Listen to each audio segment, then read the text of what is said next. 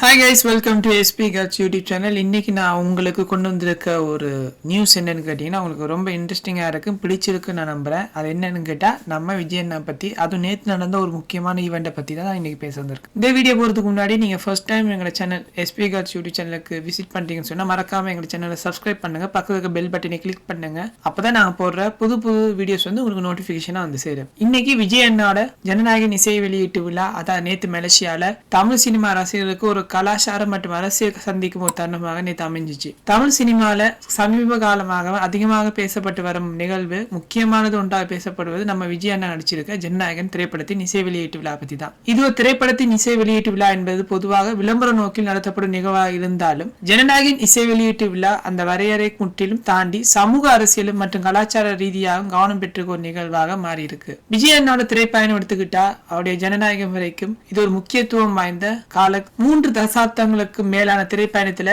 விஜய் அண்ணா தமிழ் சினிமால ஒரு முன்னணி நடிகர்கள்ல ஒருவராக திகழ்ந்து வராரு. காதல், குடும்பம், ஆக்ஷன், சமூக கருத்து ஆகிய பல்வேறு தளங்கள்ல அவர் நடிச்சிருக்க திரைப்படங்கள் ரசிகர்களிடையே பெரும் வரவேற்பை பெற்றிருக்கு. இந்த நீண்ட பயணத்தின் முடிவாக ஜனநாயகன் அவரது கடைசி திரைப்படமாக வெளிவர உள்ளது. இந்த படத்திற்கு தனிப்பட்ட ஒரு முக்கியத்துவம் அளிக்குது. இயக்குனர் வினோத் இயக்கியுள்ள இந்த திரைப்படம் அரசியல் பின்னணியை கொண்ட கதையாக கூறப்படுது. விஜய் அண்ணாவோட இணைந்து பூஜாஜ், மமிதா, பிரியாமணி உள்ளிட்ட நடிகர்கள் நடிச்சிருக்க இந்த படத்துல அனிருத் இசையமைச்சிருக்காரு. 2026 ஜனவரி 9 அதாவது வார பொங்கல் அன்று, பொங்கலுக்கு ஒரு கிழமை நினைக்கிறேன், படம் வெளியாக உள்ள நிலையில இதன் இசை வெளியீட்டு விழா வந்து நேற்று ரசிகர்களின் எதிர்பார்ப்பை மேலும் உயர்த்தும் வகையில் இருந்துச்சு. இந்த இசை வெளியீட்டு விழா நடைபெற்ற இடம் வந்து மலேசியா. வெளிநாட்டுல நடைபெற்ற இந்த இசை வெளியீட்டு விழா ஒரு புதிய தொடக்கமாக இந்த படத்துக்கு அமைஞ்சது. தமிழ் சினிமா வரலாற்றுல பெரும்பாலான இசை வெளியீட்டு விழாக்கள் வந்து சென்னை அல்லது தமிழகத்தின் முக்கிய நகரங்கள்ல நடத்தப்படும், அது ஒரு மித். ஆனா ஜனநாயகன் இசை வெளியீட்டு விழா வந்து இந்த மரபை உடைச்சு வெளிநாட்டில் இருக்க, அதுவும் நம்ம மலேசியால நடைபெற்றிருக்கு. மலேசியால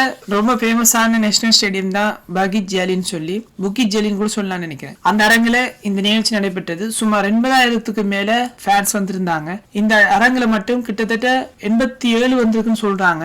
இந்த நிகழ்வு ஒரு தமிழ் திரைப்பட இசை வெளியீட்டு விழாவுக்கு இத்தனை பெரிய ரசிகர் கூட்டம் கூடிய முதல் நிகழ்வாக பிரேட் ரெக்கார்ட் பண்ணிருக்கு. அந்த நாட்டுல மலேசியா புத்தக சாதனையிலும் பதிவு செய்யப்பட்டிருக்கு. இது தமிழ் சினிமாவின் உலகளாவிய வளர்ச்சியையும் வெளிநாடுகளில் உள்ள தமிழ் ரசிகர்கள் ஈடுபாட்டை வெளிப்படுத்தும் ஒரு முக்கிய சான்றாக இது கருது. ரசிகர்களின் பங்கேற்பு நிகழ்ச்சியின் பிரம்மாண்டம் சொல்ல போனா, இசை கச்சேரி பிற்பகல் 3 மணி அளவு தொடங்கிய நிலையில மாலை 6 மணிக்கு தான் அதிகாரப்பூர்வமாக இசை வெளியீட்டு விழா வந்து ஆரம்பமாச்சு. அனிருத் இசை பாடல் ஒலிக்க அரங்கம் முழுவதும் உற்சாகமான சூழல் வந்து நிலவியது. நடிகர் விஜய் அண்ணா கோட் சூட்ல பின்னி பிடல் எடுத்திருக்காரு. அவர் அணிந்து அந்த மேடைக்கு வந்தபோது ரசிகரின் உற்சாகம் உச்சத்தை எட்டியதுன்னு சொல்லலாம். எல்லாரும் தளபதி என்ற கோஷங்கள் முழு அரங்கத்தையும் நிரப்பியிருந்தன்னு சொல்லலாம். இந்த நிகழ்ச்சி ஒரு நடிகருக்கு அவரது ரசிகர்களுக்கும் இடையிலான உறவை மேலும் வெளிப்படுத்தும் முக்கியமான உதாரணமாக அமைஞ்சிச்சு. ரசிகர்களின் விஜயை ஒரு நடிகராக மட்டுமல்லாம தங்களின் குடும்பத்தின் ஒருவராக நினைச்சுக்கிட்டாங்க, தங்களின் நம்பிக்கை அடையாளமாகவும் பார்க்கிறாங்க என்பதை இந்த கூட்டம் வந்து தெளிவாக காட்டின. இதே நேரத்துல இந்த நிகழ்ச்சியை நேரில் காண முடியாத ரசிகர்களுக்கு தொலைக்காட்சி இதை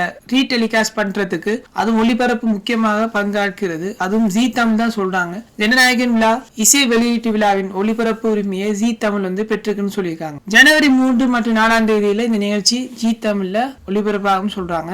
இந்த ஒளிபரப்பு தமிழகத்துல உலகம் முழுவதும் உள்ள தமிழ் குடும்பங்களையும் இந்த நிகழ்வுடன் இணைக்கும் ஒரு ஊடகமாக, பாலமாக இது செயல்படுது. மேலும் இந்த நிகழ்ச்சியின் தாக்கம் ரசிகர்கள் மட்டுமின்றி பொதுமக்கள் மத்தியிலும் ஒரு பரவுவதற்கு இது உதவுது. பாதுகாப்பு கட்டுப்பாடுகள் மற்றும் எழுந்த சர்ச்சையின்படி மலேசியாவில் வந்து நடைபெற்ற இந்த நிகழ்ச்சியில அரசியல் தொடர்பான எந்த ஒரு சின்னங்களும் அல்லது பேச்சுக்களும் இடம்பெறக்கூடாது என அதிகாரிகளின் கடுமையான கட்டுப்பாடுகளையும் விதிச்சிருந்தாங்க. இருந்தாலும் தமிழக வெற்றி கழகத்தின் கொடியை காட்டியதற்காக அவருடைய ரசிகர் ஒருவர் கைது செய்யப்பட்டதை நம்ம பார்க்க முடிஞ்சது. அதே போல அரங்கத்தில் டிவிக்கு என்ற கோஷம் இருந்தபோது விஜய் கையசைவின் மூலம் அமைதியை கோரிய நிகழ்வும் காண முடிஞ்சது. இது அவர் தற்போதைய சூழ்நிலையில் அரசியல் மற்றும் சினிமா இடையிலான சமநிலையை எவ்வாறு கையாளுறார் என்பதை காட்டும் ஒரு சின்னமாக பார்க்கப்படுது. இதே நேரத்தில் மலேசியா புத்தக சாதனை அதன் அர்த்தத்தை பார்த்தோம்னா, இசை வெளியீட்டு விழா கலந்து கொண்ட ரசிகர்கள் எண்ணிக்கையின் அடிப்படையில மலேசியா புக் ஆஃப் ரெக்கார்ட்ஸ் பதிவு செய்யப்பட்டிருக்கு. என்னன்னு கேட்டா, மேடையில விஜய்க்கு இந்த மாதிரியான சாதனைக்கான பாராட்டு வழங்கப்பட்டிருக்கு. இது ஒரு நடிகரின் மக்கள் ஆதரவு எவ்வளவு பரவலாக இருக்கு என்பதை வெளிக்காட்டும் ஒரு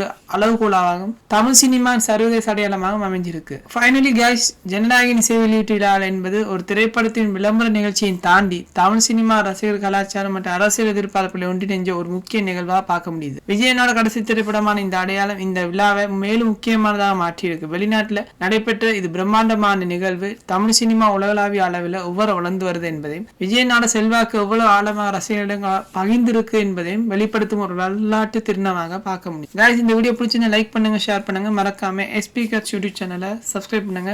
2026 டிவி கேக்கு ஓட் பண்ணுங்க. நன்றி guys.